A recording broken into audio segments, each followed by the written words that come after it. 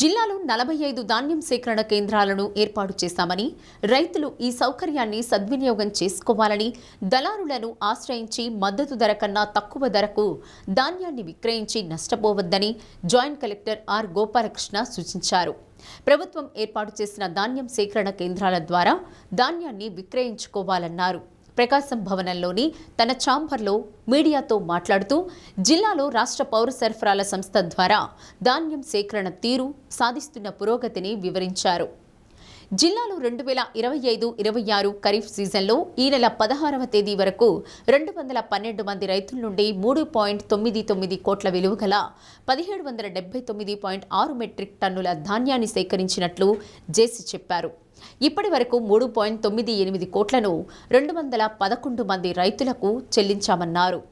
జిల్లాలో late kharif, early rabi సాగును దృష్టిలో పెట్టుకుని రైతుల వద్ద నుండి ప్రతి గింజ కొనుగోలు చేసేలా ప్రభుత్వ యంత్రాంగం చర్యలు చేపట్టిందన్నారు. రైతులకు మద్దతు ధర అందించేందుకు ప్రభుత్వం ఎంతో నిబద్ధతతో కూడిన ఏర్పాట్లు చేసినట్లు చెప్పారు. గోనె సంచులు, రవాణా వాహనాలు, టార్పాలిన్లు అందించినట్లు తెలిపారు. ధాన్యాన్ని విక్రయించడంలో రైతులకు ఎలాంటి ఇబ్బందులు ఉన్నా జిల్లా కార్యాలయంలో ఏర్పాటు చేసిన కంట్రోల్ రూమ్ను సంప్రదించవచ్చని తెలిపారు. వాట్సాప్లోనూ సేవలను అందుబాటులోకి తెచ్చామన్నారు. ప్రభుత్వం నిర్దేశించిన నాణ్యతా ప్రమాణాల మేరకు 24 గంటల్లోపు నాణ్యతకు తగ్గ మద్దతు ధరను రైతులు పొందవచ్చన్నారు. జిల్లా పౌర సరఫరాల సంస్థ మేనేజర్ వరలక్ష్మి, ఇతర అధికారులు పాల్గొన్నారు.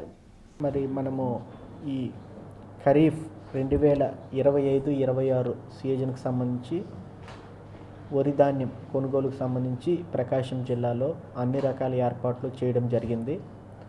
సో మనము 45 ప్యాడీ ప్రొక్యూర్మెంట్ కేంద్రాలని మొత్తము 201 ఆర్ఎస్కే పరిధిలో 27 మండలాల్లో మరి మనము ఏర్పాటు చేయడం జరిగింది.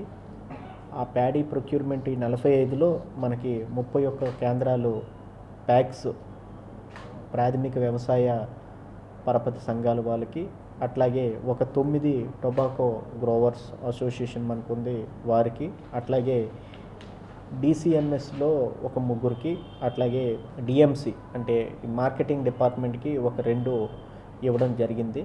సో వాళ్ళకి ట్రైనింగు పూర్తిగా హ్యాండ్స్ ఆన్ ట్రైనింగు, అట్లాగే ఒక డీటెయిల్గా అదర్ ట్రైనింగ్ కూడా ఇవ్వడం జరిగింది. 81,000 పైచీలకు గోను సంచులను కూడా పొజిషన్ చేయడం జరిగింది. ఇప్పటి వరకు 11 ప్రొక్యూర్మెంట్ సెంటర్లో మనకి 212 రైతుల నుంచి 1779 మెట్రిక్ టన్నుల ధాన్యాన్ని కొనుగోలు చేయడం జరిగింది. దాదాపు 4 కోట్ల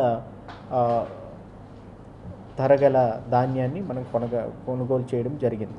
24 గంటల్లో ఆ రైతు ఖాతాల్లోకి డబ్బు అనేది జమ చేయడం జరుగుతూ ఉంది.